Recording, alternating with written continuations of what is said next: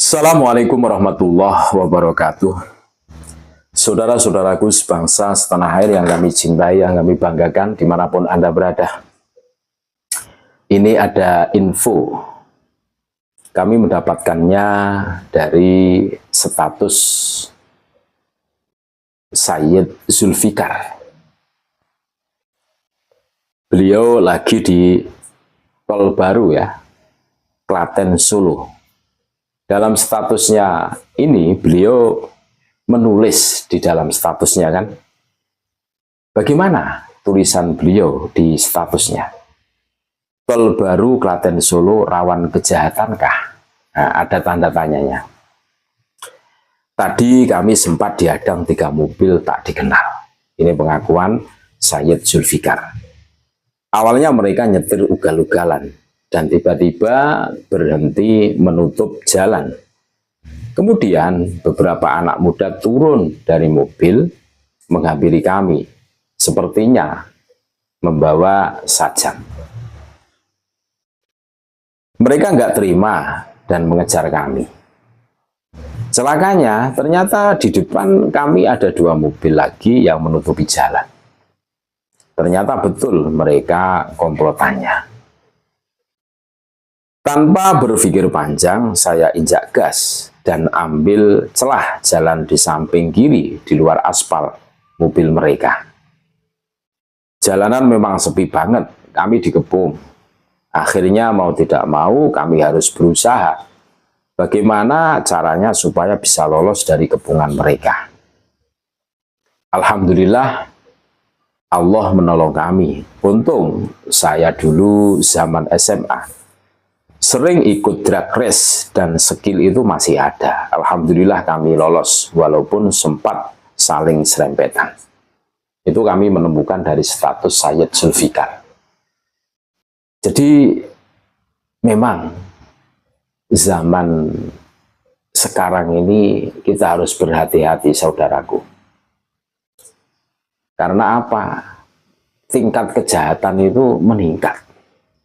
Munculnya geng-geng motor ini menjadi perhatian kita semua, dan tentu apa yang terjadi yang menimpa Sayyid Zulfikar yang kami menemukan di status WA-nya ini menjadi perhatian kita semua, untuk kehati-hatian kita semua. Orang sekarang itu nekat-nekat. Dan kenakalan anak-anak sekarang itu juga berbeda dengan kenakalan anak-anak tempo dulu. Kalau anak-anak tempo dulu ya seperti zamannya kita, itu paling nakal, itu paling ya mencuri buahnya tetangga. Seperti rambutan, kan gitu tuh, mangga, paling itu sudah high level nakalnya. Tapi coba kita telusuri. Kenakalan anak-anak sekarang itu bukan mencuri buah tetangga, tapi anak tetangganya yang dicuri. Terus anak di bawah umur sudah hamil. Tentu ini kan menjadi perhatian kita semua. Dan seumpama kita telusuri pakai kacamata intelijen. Nah, terus kita cocokkan dengan fakta yang ada di lapangan. Ini bagaimana? Hari ini minat orang untuk belajar ilmu agama ini menurun saudara-saudaraku semua. Jadi kalau pemerintah menggalakkan agar supaya murid-murid di sekolahan itu pintar-pintar dan cerdas-cerdas, sehingga mereka betul-betul digembleng sedemikian rupa biar pintar, biar cerdas ya. Itu secara umum saja, secara SDM, sumber daya manusia saja.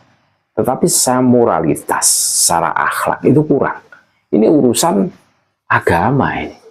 Bagaimana menciptakan kedamaian, bagaimana berakhlak kepada orang tua, kepada guru, kepada sesama.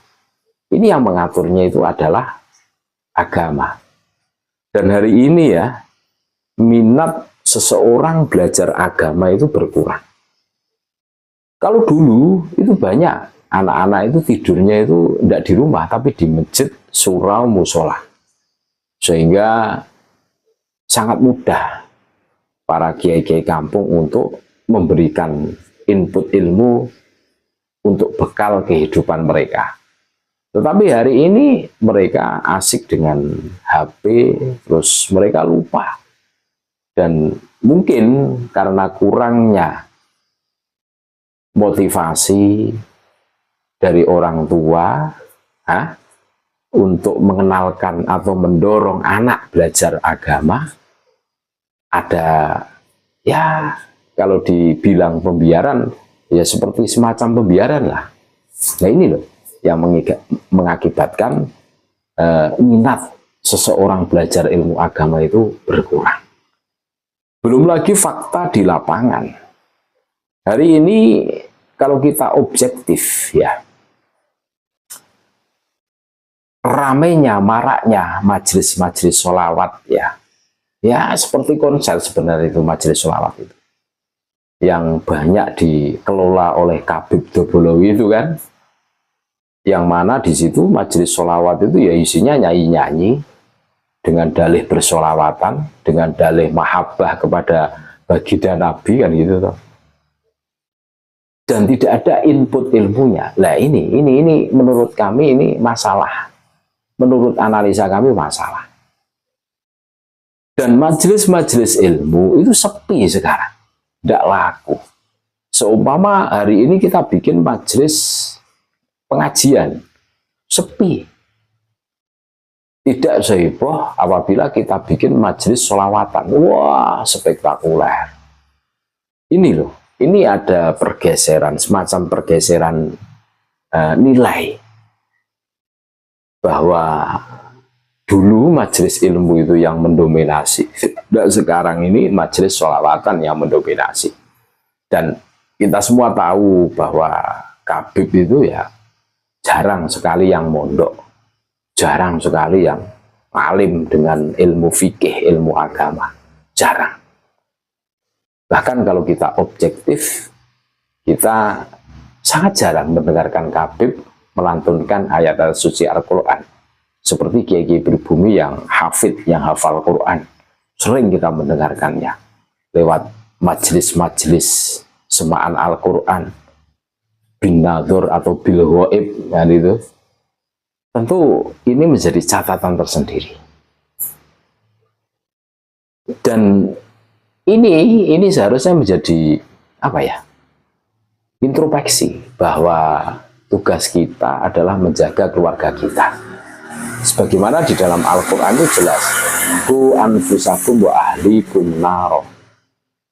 Jadi kita harus menjaga, mengarahkan, memotivasi, mengenalkan anak-anak kita untuk tahu bagaimana beragama, tahu bagaimana melangkah di dunia ini dengan benar yang tidak bertentangan dengan syariat Islam. Nah, tentu ini yang harus kita tanamkan. Dan ini yang akan menyelamatkan kita dan anak-anak kita. Ada semacam ikhtiar untuk melalui itu. Ini harus kita tanamkan. Makanya berawal dari keluarga, ayo kita didik anak cucu kita. Kita kenalkan kepada agama. Kami tidak menyalahkan pelajaran umum, tidak. Cuma yang pokok itu ya seperti ini, agama ini. Kita bisa membayangkan seumpama orang itu cerdas. Tapi dalam segi agama bodoh. Ya muncullah koruptor-koruptor kan gitu toh. Cerdas dalam bidang mencari ilmu saja belum cukup. Harus ada penyeimbang. Tahu antara yang halal dan haram. Tahu yang hak dan batil begitu. Makanya apa yang menimpa Sayyid Zulfikar ini menjadi renungan buat kita semua, kehati-hatian kita semua. Sekelas beliau yang diakui, maksudnya terkenal ya, itu pun tidak luput dari perilaku-perilaku yang tidak mengenakkan seperti yang menimpa beliau di tol baru itu. Ini tentu kan menjadi perhatian kita semua, saudara-saudaraku semua. Mudah-mudahan apa yang menimpa Sayyid Zulfikar ini tidak terulang lagi, dan ini menjadi perhatian kita semua, menjadi perhatian aparat penegak hukum kita untuk lebih intens mengamankan wilayah-wilayah yang di situ itu rawan. Terima kasih, tetap NKRI harga mati, Nusantara milik kita. Assalamualaikum warahmatullahi wabarakatuh.